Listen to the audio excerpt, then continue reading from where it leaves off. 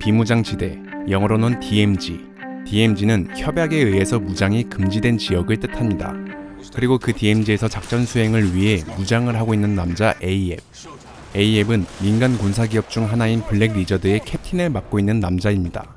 여기서 민간 군사기업, 즉 PMC를 간단하게 설명해보자면 PMC는 전투활동이나 첩보활동 및 병참 지원 등을 대행해주는 오로지 자본으로 굴러가는 회사입니다. 한마디로 현대판 용병업체인 거죠. 아무튼 그런 용병업체 캡틴 AF이 DMZ의 지하 30m에 있는 비밀 벙커에서 무장을 할 수 있었던 이유, 그건 바로 Fleet stationed in the East Sea and the entire U.S. Armed Forces in Korea are standing by. Stand by, Joe. I'm on my way. 그런데 작전 장소에는 계획에 없던 뜻밖의 인물이 등장하게 되고 CIA와 AF은 잠시 동안 당혹감을 감추지 못하게 됩니다. 일순간 모두를 패닉에 빠뜨린 인물, 그의 정체는 바로 아시아 최고의 현상금이 걸려있는 남자 북한의 킹이었습니다. AF은 순간 빠른 선택을 합니다.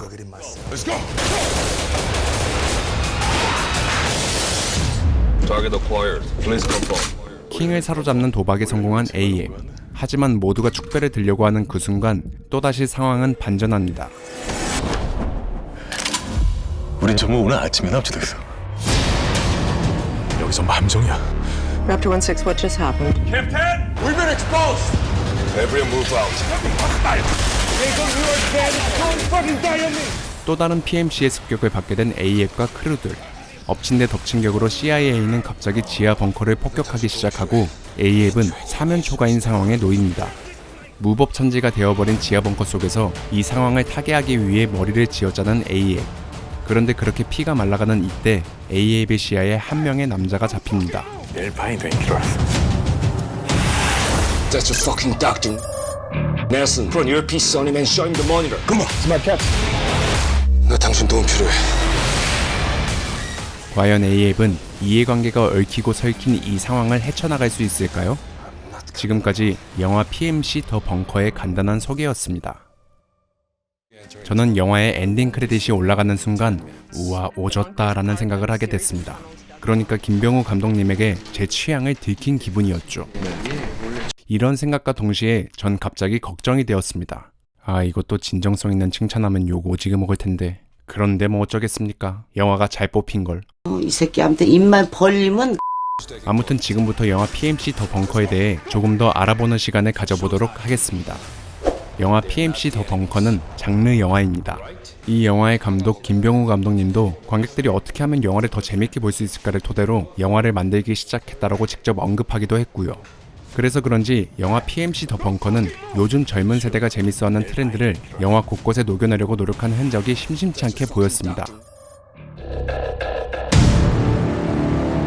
첫 번째, 내가 직접 그 환경에 있는 듯한 착각을 불러일으키는 화면 연출. 각종 드론을 이용한 촬영 기법은 물론이고 배우 이성균 씨는 인터뷰 중 자신이 직접 카메라를 들고 촬영한 장면이 영화 속에서 자신이 나온 비중의 70%는 차지하는 것 같다고 농담 아닌 농담을 했습니다. 그만큼 이 영화는 화면 연출에 많은 공을 들였고 공을 들인 만큼 관객들에게 생생한 현장감을 전달하였죠. 두 번째, 긴장감과 박진감을 넘나들게 도와주는 배경음악.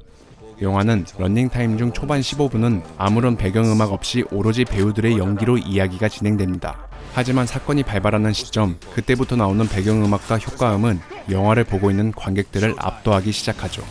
그러니까 예를 들자면 두둥둥 버버벙, 이건 제 입으로 표현해도 웃긴 것 같으니까 영화를 직접 보고 느끼시는 걸 추천하겠습니다. 세 번째, 계속해서 주인공 AF에게 선택을 강요하는 극한의 상황. 이 영화의 최대 장점은 긴장감 활용입니다. 영화 PMC 더 벙커가 끊임없이 긴장감을 연출해내는 모습은 마치 한국 영화 끝까지 간다를 생각나게 했습니다. 하지만 끝까지 간다의 주인공은 극한의 상황 속에서 선택을 하기보다는 일방적으로 주인공이 어쩔 수 없이 그렇게 해야 하는 상황이 많았습니다. 그리고 주인공이 어쩔 수 없이 하는 그 행동 속에서 긴장감을 유발시키는 게 영화 끝까지 간다의 포인트였죠. 반면에 영화 PMC 더 벙커는 극한의 상황 속에서 선택을 강요받고 이 선택 지점에서 영화는 굉장한 긴장감을 불러일으킵니다. 결론적으로 두 영화 속 긴장감의 차이점은 아마 이 점이 가장 크게 차이나지 않을까 싶습니다.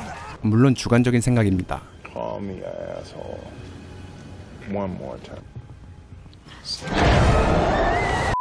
어찌됐든 2018년 12월 26일 DMZ 지하 벙커의 문이 열리기 시작하니 한번 구경하러 가보시는 건 어떨까요? Showtime.